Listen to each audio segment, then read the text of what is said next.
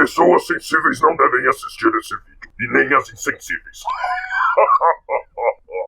Toy Story Fornication Pictures apresenta Desventuras 9, Tchutchuca do Centrão no Jornal Nacional. Olá, boa noite. Nós vamos entrevistar ao longo desta semana os candidatos à presidência mais bem colocados na pesquisa Datafolha de intenção de voto, que foi divulgada no dia 28 de julho.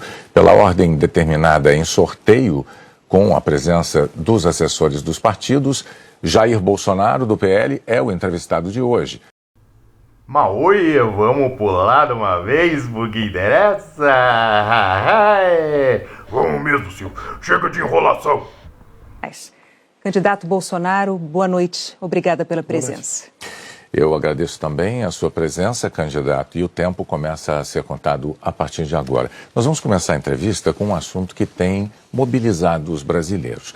O senhor tem xingado ministros do Supremo Tribunal Federal, tem feito ataques sem prova nenhuma ao sistema eleitoral brasileiro.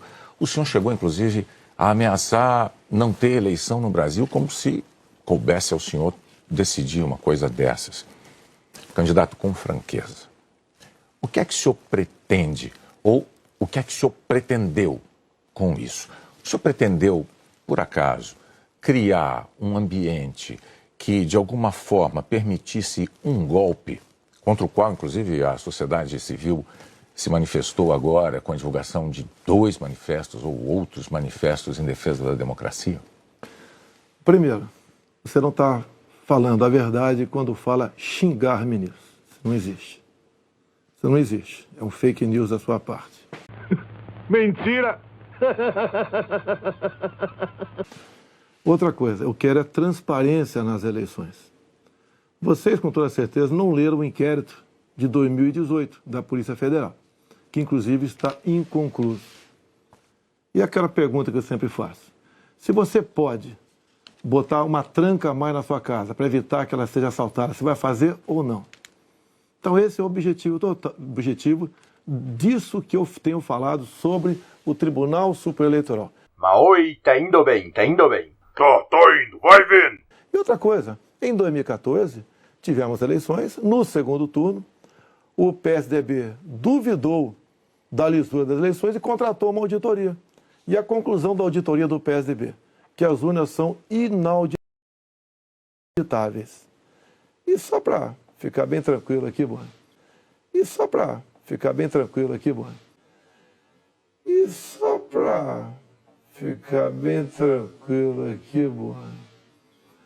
E só para ficar bem tranquilo aqui, mano.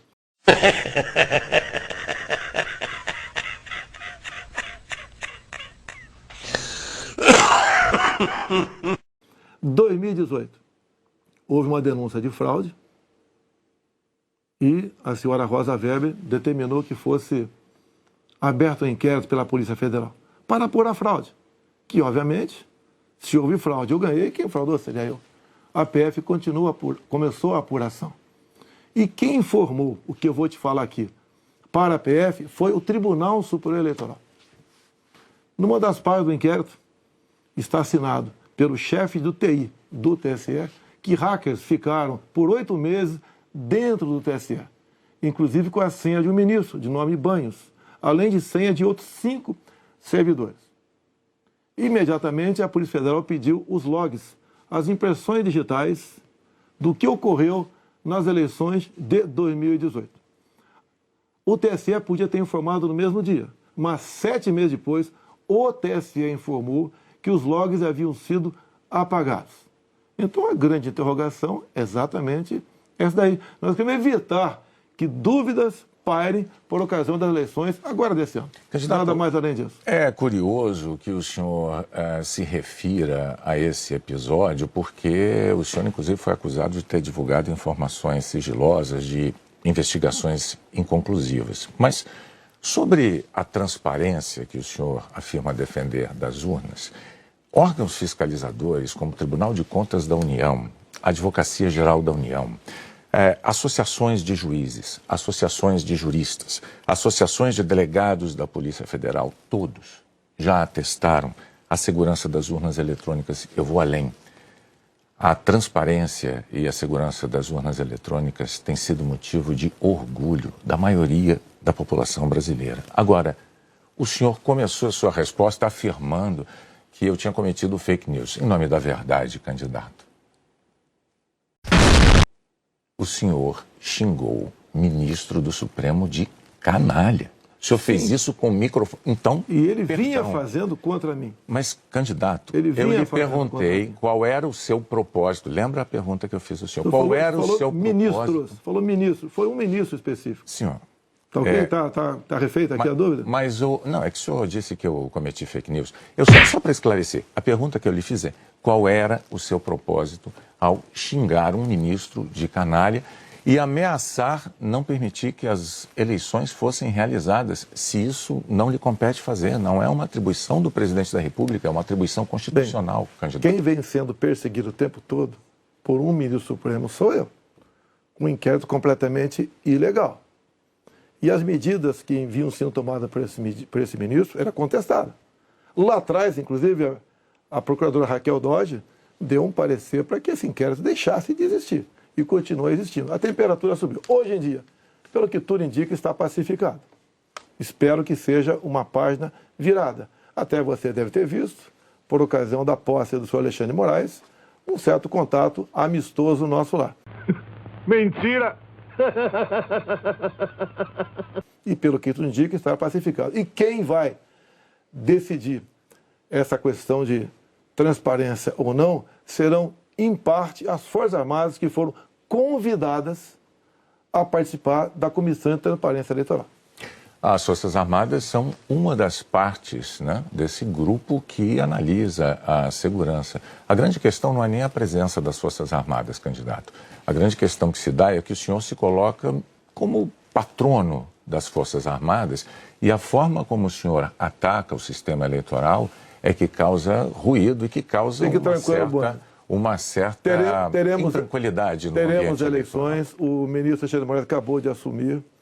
Amanhã ele tem um encontro, pelo que me parece, um encontro com o ministro da Defesa para tratar desse assunto sobre transparência eleitoral. Eu tenho certeza que o ministro Alexandre de Moraes vai conversar e chegar a bom termo essa questão de eleições. Agora, precisei provocar para que chegasse a esse ponto. Precisei provocar para que chegasse a esse ponto.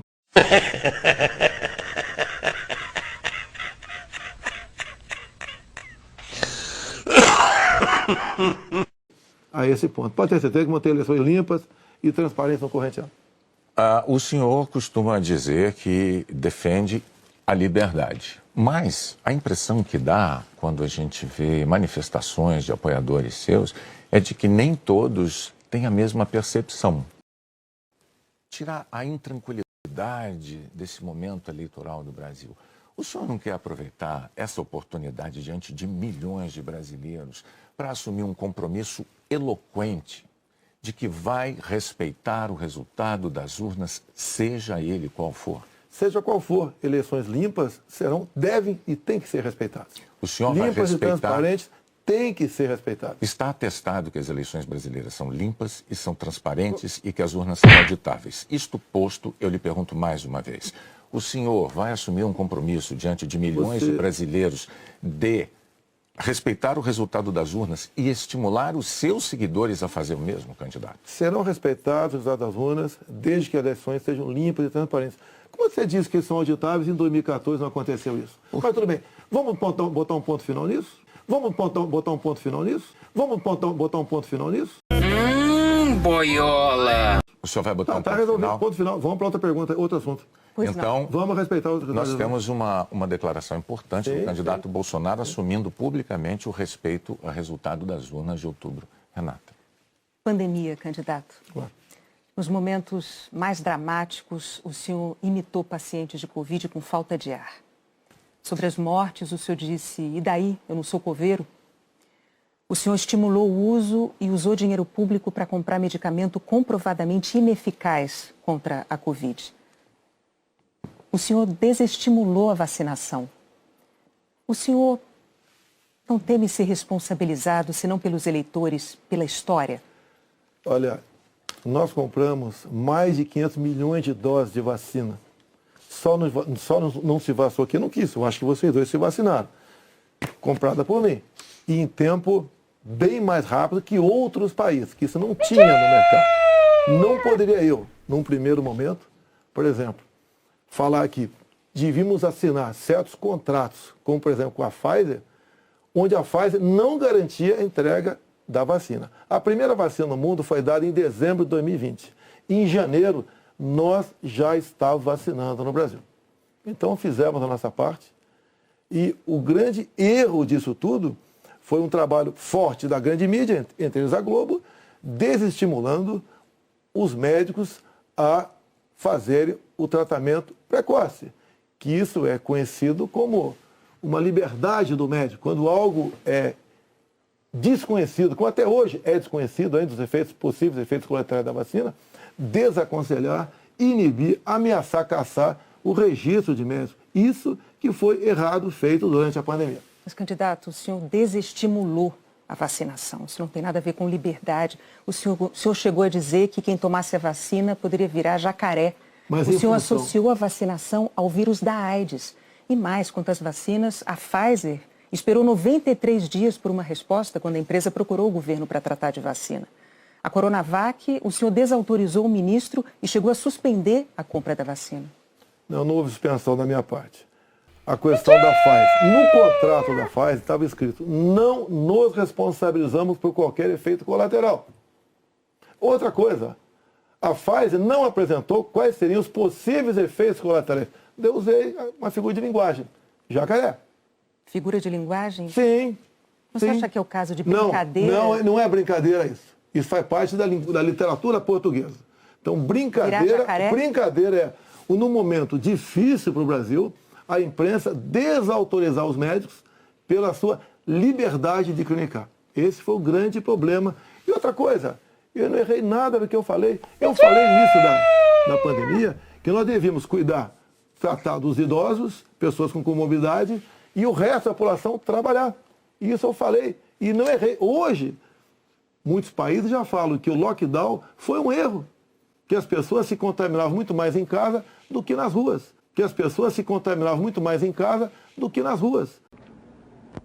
Não, você é burro, cara, que loucura. Como você é burro. Que coisa absurda. Isso aí que você disse é tudo burrice. Burrice. Eu não consigo gravar muito bem o que você falou, porque você fala de uma maneira burra. Entendeu?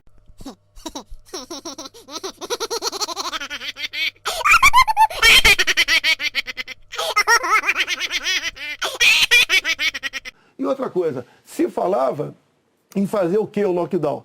Lockdown 1 mês, 2 meses no máximo para achatar a curva. Durou mais de um ano o lockdown. E até hoje continua gente falecendo por Covid. Ou seja, o lockdown serviu sim para atrapalhar a nossa economia e contaminar mais pessoas ainda em casa. Candidato, mas as medidas socioeconômicas importantíssimas, elas foram adotadas por governos no mundo inteiro justamente para sustentar o fique em casa no pico da pandemia, fique em casa se puder. Para que as pessoas pudessem proteger a própria vida e, ao mesmo tempo, receber um amparo econômico. Para evitar o colapso dos hospitais, aliás, como nós vimos em Manaus. Pessoas morrendo com falta de oxigênio por um erro de logística e gestão do seu ministro da Saúde. Negativo. Menos de 48 horas estamos chegando já, cilindros lá em Manaus. Mas oi, mas como mente? Mas o bicho é mentiroso? Ô Silvio, ele mente que nem sente mais. Lá foi uma coisa atípica, anormal, que aconteceu de uma hora para outra. Menos de 48 horas, cilindros começaram a chegar em Manaus, de alguns pontos do Brasil. Fizemos a nossa parte em Manaus.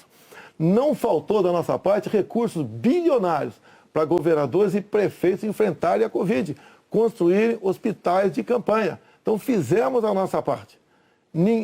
Raro país do mundo que fez algo melhor do que nós fizemos. E o resultado, até o OMS reconhece isso daí. Fizemos a nossa parte. O senhor mencionou 48 horas, o fato é que Manaus ficou uma semana, mais de uma semana, 9 dias, sem receber o apoio com as pessoas com falta de oxigênio nos hospitais. Não é verdade isso. Agora, não é verdade. Candidato, sobre o seu comportamento com as frases que eu mencionei, imitando pacientes com falta de ar, muitos viram isso como um sinal de falta de compaixão. Eu queria que você botasse no ar eu imitando falta de ar.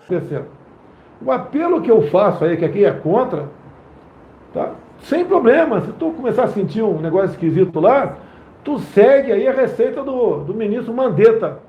Você vai para casa, quando você estiver lá,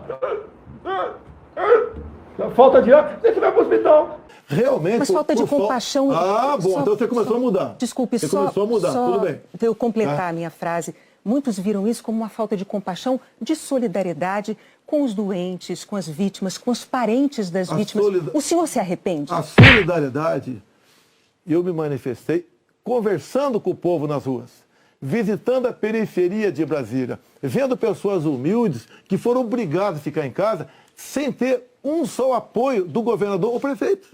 Isso que aconteceu. E nós fizemos exatamente o quê? Demos o auxílio emergencial imediatamente. 68 milhões de pessoas humildes começaram a receber o auxílio emergencial. Eles estavam condenados a morrer de fome dentro de casa. O senhor não se arrepende das declarações? Ou ir para a rua, fazer o que não queriam. Poderiam ter o caos na rua. Caos porque pessoas com fome iam para a rua. Criamos imediatamente o auxílio emergencial. Fizemos a nossa parte. Demos tanto dinheiro para governadores e prefeitos que a gente não tem notícia de eles terem atrasado folha de pagamento ou até mesmo 13º. E quando tivemos a oportunidade de investigar fraudes, aquela CPI do circo feito por Renan Calheiros, Omar Aziz e Randolfo Rodrigues, não quiseram investigar os desvios de recursos enviados para 9 governadores do Nordeste.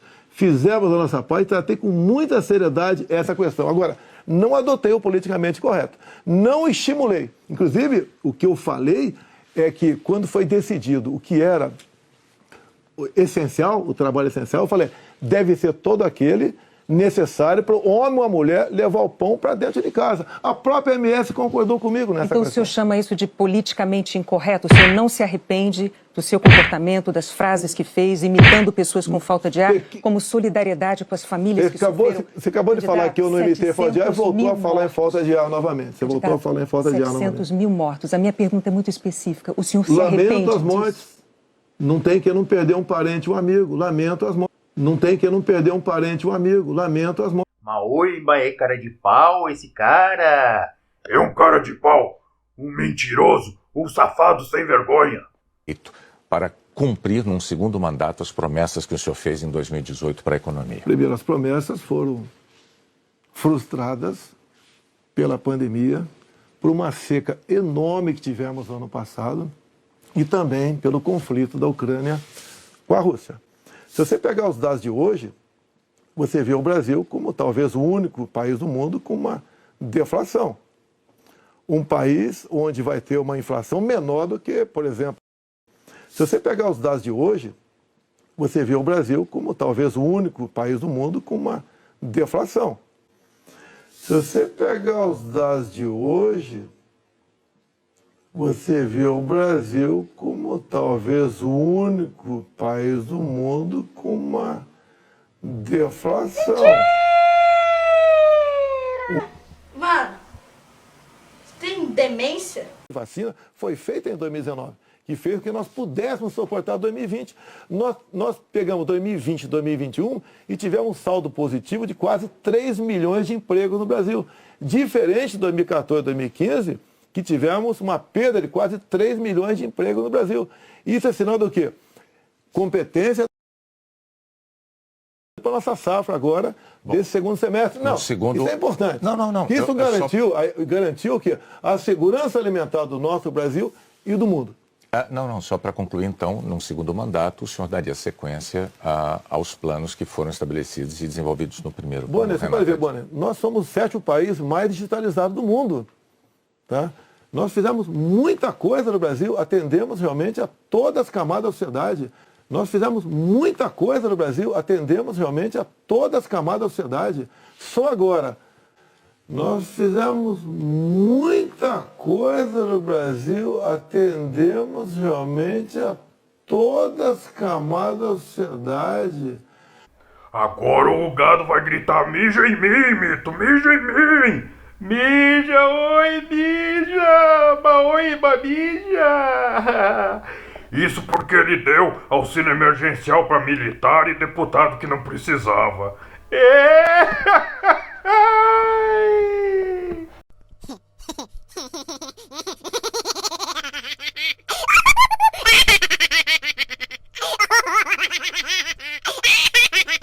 O maior número de temas, vamos prosseguir, vou falar sobre meio ambiente.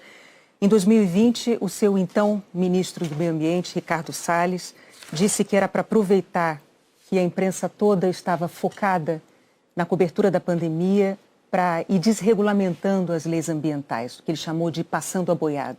Fato é que, no seu governo, a taxa anual de desmatamento da Amazônia deu um salto, é a maior em 15 anos. O senhor continua apoiando essa política de desregulamentação? Olha, você tem que pensar que na Amazônia você tem quase 30 milhões de habitantes lá. Tem 30 milhões de brasileiros na Amazônia. Primeira preocupação é essa. Outra, qualquer propriedade lá tem que preservar 80% e pode usufruir de 20%.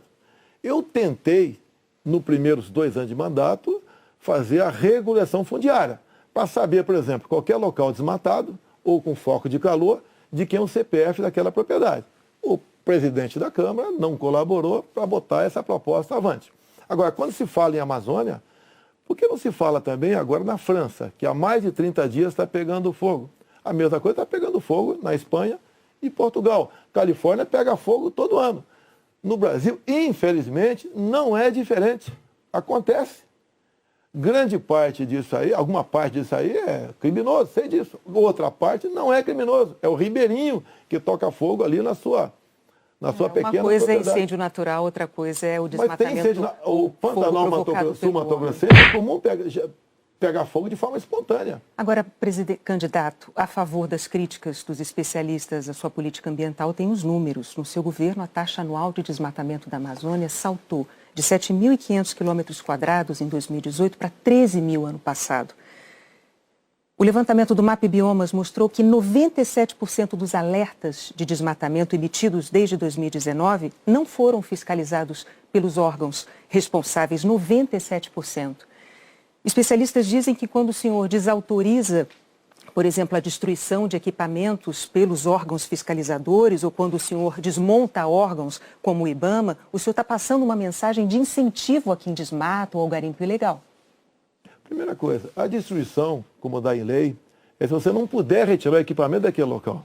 O que vinha acontecendo, e ainda vem, infelizmente, é que o material pode ser retirado do local, porque se chegou lá, pode ser retirado. E há o abuso de uma parte. E como eu disse para você, tem locais... De qual parte? Tem locais na Amazônia ali que é permitido.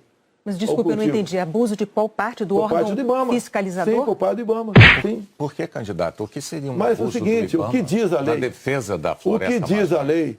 Um trator, por exemplo, você tem que tocar fogo se não puder retirar daquele local.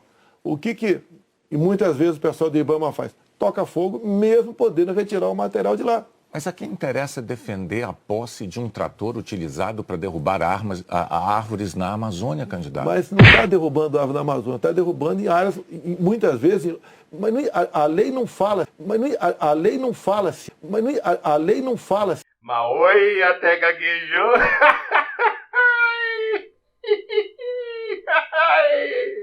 Se é um local é permitido ou não. A quem lei, interessa, candidato? A lei não fala. Tem sido destruído, vem ser destruído. A minha orientação é cumprir a lei. Nada mais além disso. E os órgãos fiscalizadores... Olha só, a Amazônia é do tamanho da Europa Ocidental. Ali na Amazônia cabe uma Alemanha, cabe uma França, cabe uma Itália, cabe um Portugal, cabe um montão de países. Você pensa que fiscalizar, evitar que pegue fogo Mas assim, só para vamos lá? entender, então, sobre a desautorização dos órgãos fiscalizadores para destruir equipamento apreendido. Não desautoriza, mando cumprir a lei. A lei fala que se o material pudesse retirar de lá, assim como entrou, não é para ser destruído. Mas com que propósito mesmo? Eu não entendi. Cumprir a lei. Propósito, cumprir a lei. Faz lá dentro, eu tenho aqui uma aspa. Tem quase 30 milhões de pessoas que têm que sobreviver. Eu tenho aqui Bom, eu tenho aqui uma aspas em que o senhor diz que não é para queimar nada, maquinário nem trator. Mas vamos adiante, o fato é que, sobre o meio ambiente, em 2018, o mundo tinha uma visão sobre o compromisso ambiental do Brasil. Hoje, o mundo vê o Brasil como um destruidor de florestas. Num segundo mandato, o que o senhor vai fazer para mudar essa imagem? Primeiramente,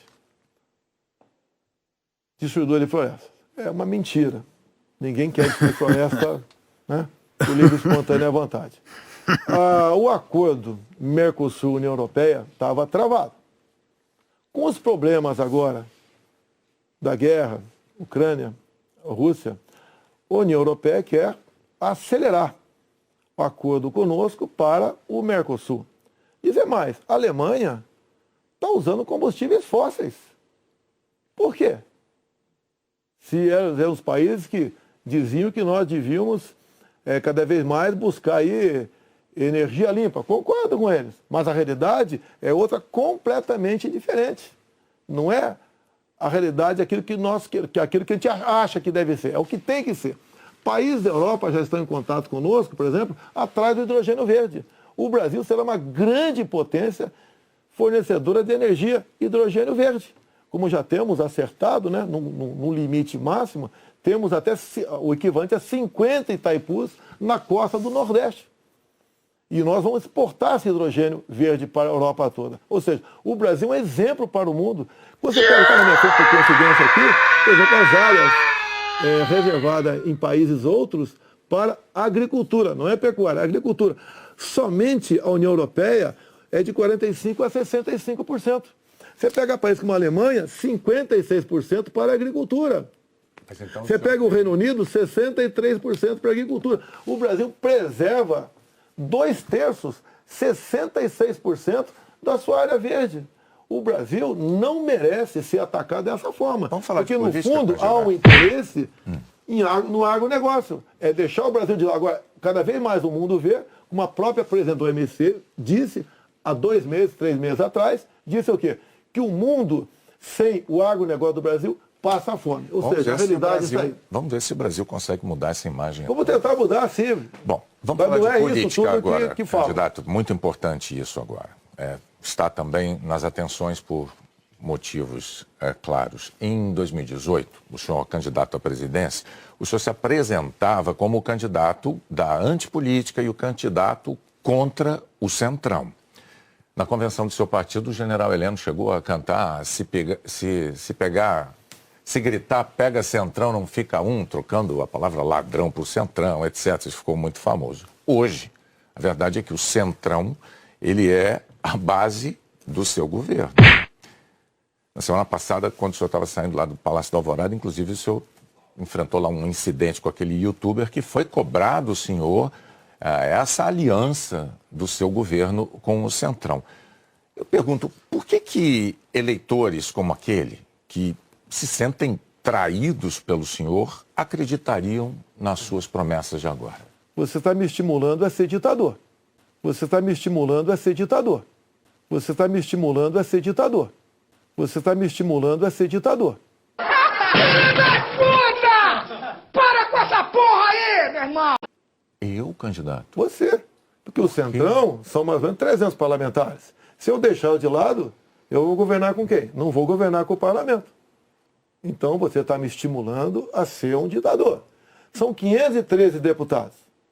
300 são de partidos de centro, pejorativamente chamados de Centrão.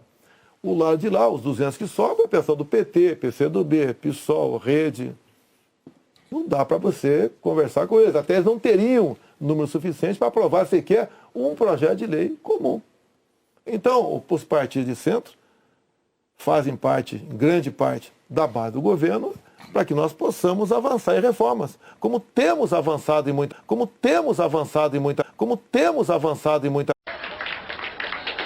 Nós conseguimos o Auxílio Brasil de R$600 para 20 milhões de famílias.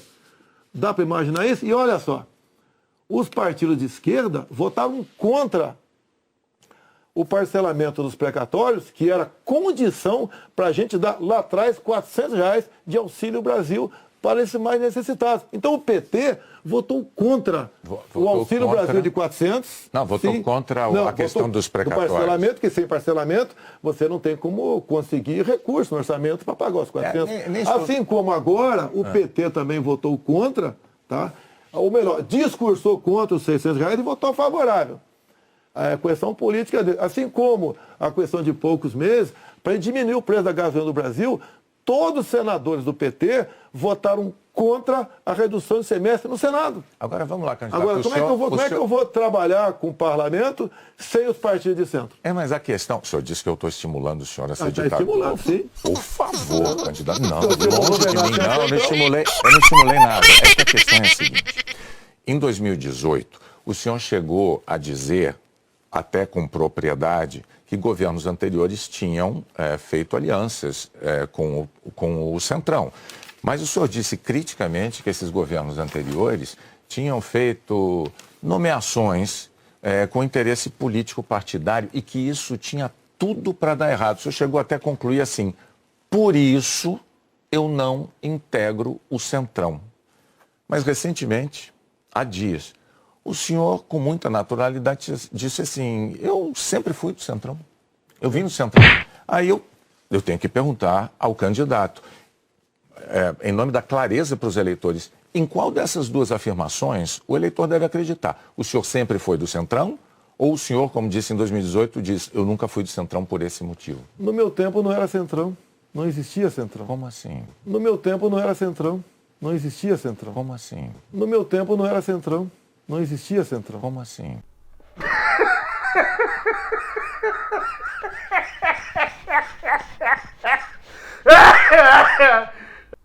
Nós estamos ficando tudo louco, tudo doido.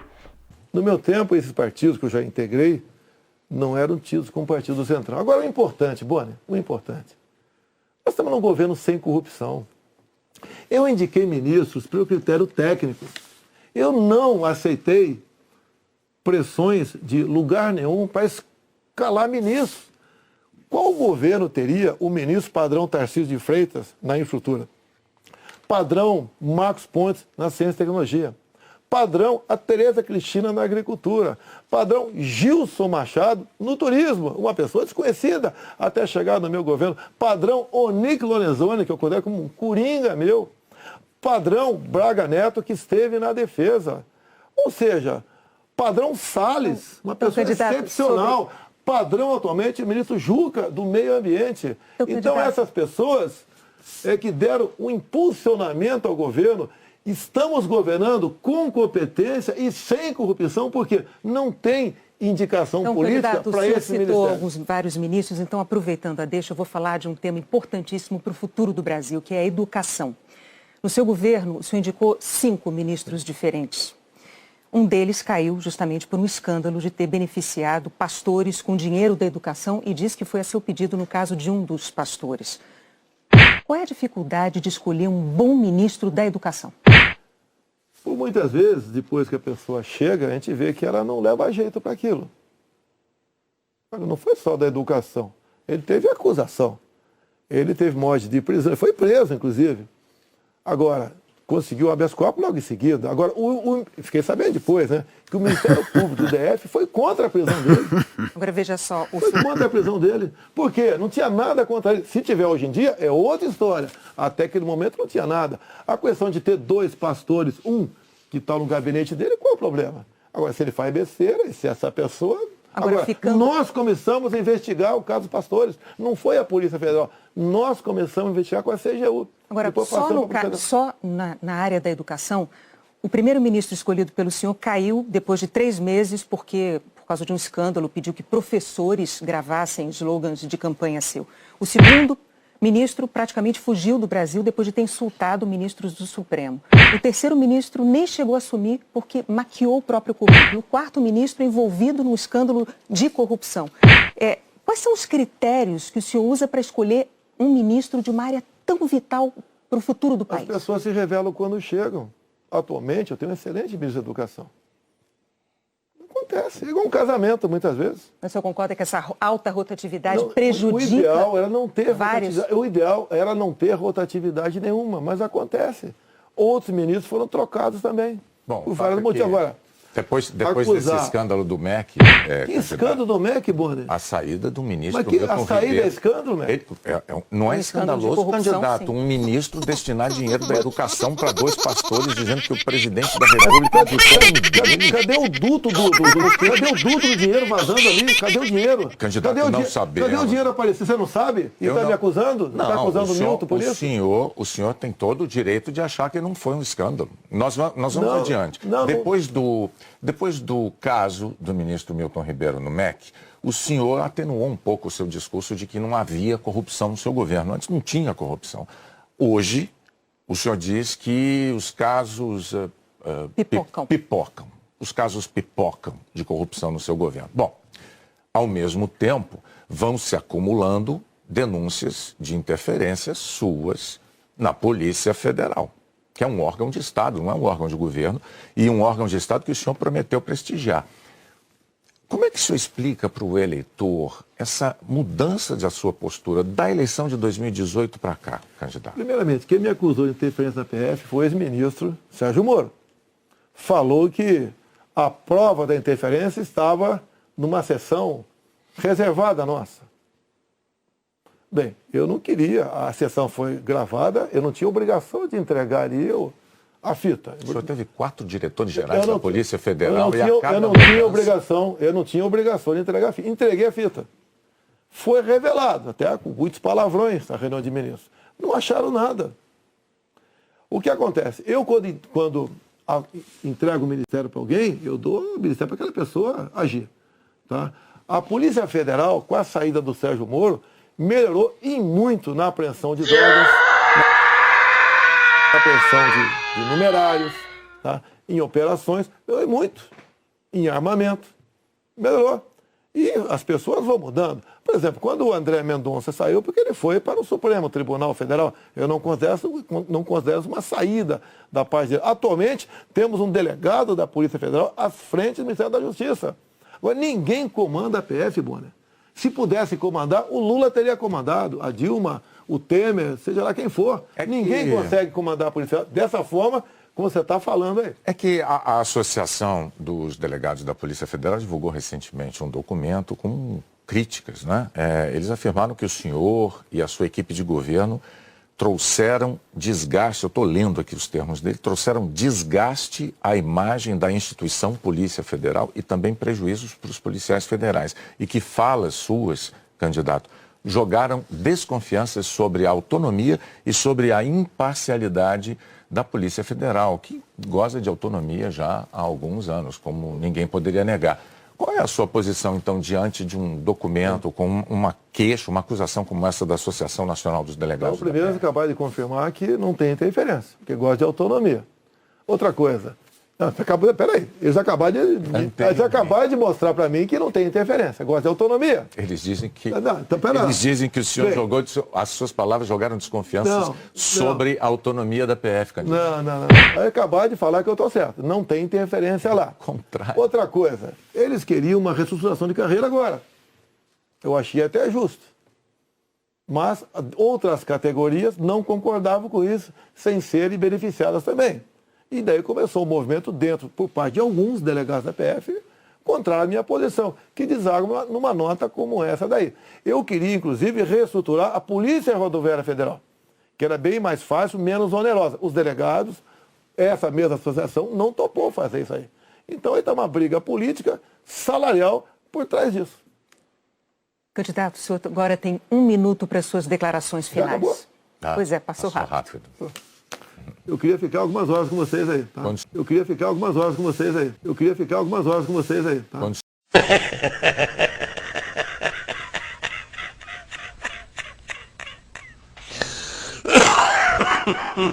Se eu começar, a gente começa a contar o tempo. Vamos lá. O que eu tenho a falar para a população brasileira? Peguei o Brasil numa situação crítica, na questão ética, moral e econômica. Começamos a trabalhar, tá? Fizemos muitas reformas em 2019. Infelizmente tivemos a Covid, depois tivemos a guerra lá fora, tá? Tivemos uma seca enorme. E nós fizemos tudo o possível para que a população brasileira sofresse o menos possível. Isso nós fizemos. Hoje você nota o preço do combustível caiu assustadoramente, nada de canetada, com o trabalho nosso junto ao Parlamento brasileiro, conseguimos R$600 de Auxílio Brasil para 20 milhões de pessoas mais pobres, conseguimos a transposição do São Francisco, que estava parado desde 2012, levando água para o Nordeste. Nós pacificamos o MST, titulando terras pelo Brasil, e 90% dessa titulação foram para as mulheres. Criamos o PIX, tirando dinheiro de banqueiros, fazendo com que a população pudesse se transformar muitos em pequenos empresários, um PIX sem qualquer taxação em cima do PIX. Anistiamos 99% da dívida de 1 milhão de jovens junto ao FIES. Encerrou? Acabou. Muito obrigado aí, até a próxima. É boa, né? Renato, até a próxima. Candidato, mais... Encerrou? Acabou. Muito obrigado aí, até a próxima. É boa, né? Renato, até a próxima. Candidato. Agora que acabou, ele ficou com aquela cara de boi murcho agradecendo. Ai, cara de boi murcho,